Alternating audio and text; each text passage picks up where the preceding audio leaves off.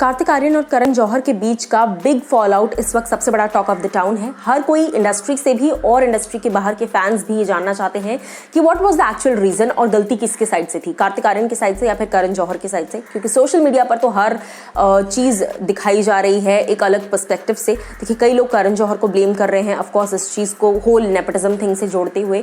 कई लोग कार्तिक आर्यन को ब्लेम कर रहे हैं ये कहते हुए कि शायद उसमें थोड़ा एटीट्यूड आ गया है। But what is the actual truth, चलिए आपको बताती हूँ।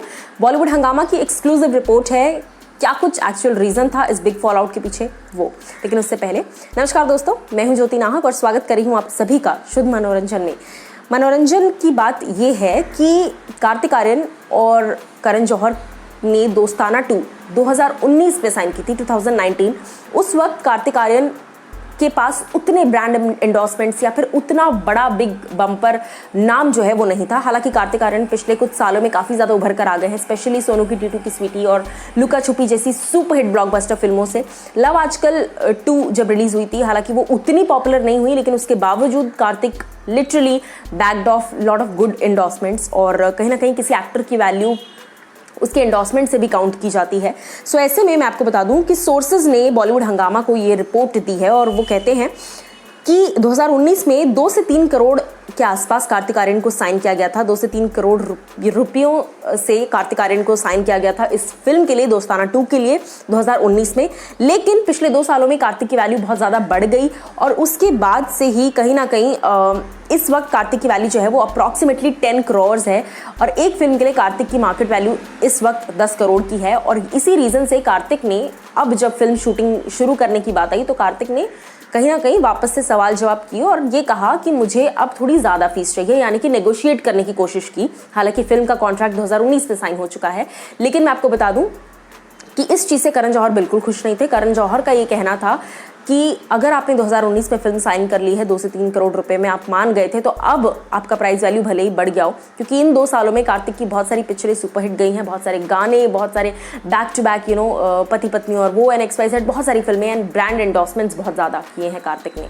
So market value definitely has gone up और उस बात से करण जौहर खुश नहीं थे कि अब आप आधी पिक्चर पे आके आप पैसे बढ़ाने की बात नहीं कर सकते, जिस पर कार्तिक आर्यन मान भी गए थे।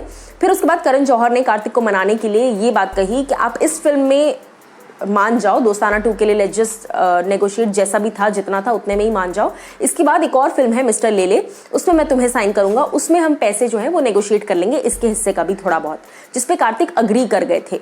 लेकिन फिर कुछ वक्त बाद ये खबरें सामने आई कि विकी कौशल और जानवी कपूर को फाइनलाइज कर लिया गया है मिस्टर लेले के लिए, जिस बात से कार्तिक बिल्कुल अनजान थे। क्योंकि वो बात 2020 में हो गई, खत्म हो गई। फिर अनाउंसमेंट हुई इस बात की कि Vicky Kaushal has been signed for mister Lele और कार्तिक आर्यन को इस चेंज के बारे में बिल्कुल पता नहीं था, जिस बात से ही गॉट वेरी अपसेट। और उसके बाद कार्तिक आर्यन कहीं ना कहीं इस बात से भी अपसेट थे कि और भी धर्मा की कई ऐसी फिल्में हैं, वो अगर चाहते तो उन फिल्मों में भी कार्तिक आर्यन को ले सकते थे। क्योंकि कार्तिक आर्यन को कहा गया था कि मैं आपको लूँगा इस फिल्म में, लेकिन मना कर दिया गया बाद में। और कभी विकी कौशल को ले लिया, कभी किसी और को ले लिया, कभी किसी और को।